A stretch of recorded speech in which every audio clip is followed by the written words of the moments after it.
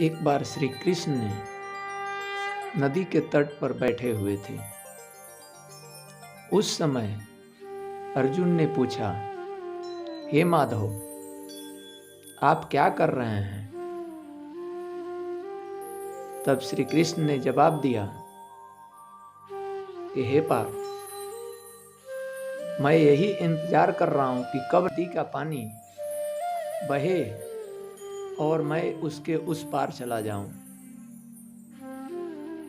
उसके बाद अर्जुन ने ठठा मारकर हंसा और बोला कि हे माधव, आप तो जिंदगी पूरा इंतजार करते रह जाएंगे और ना नदी का पानी बहेगा और ना आप उस पार जाएंगे।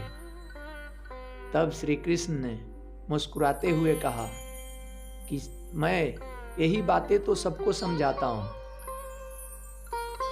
कि जीवन एक एक पल निकलते जाता है, समय किसी का इंतजार नहीं करता।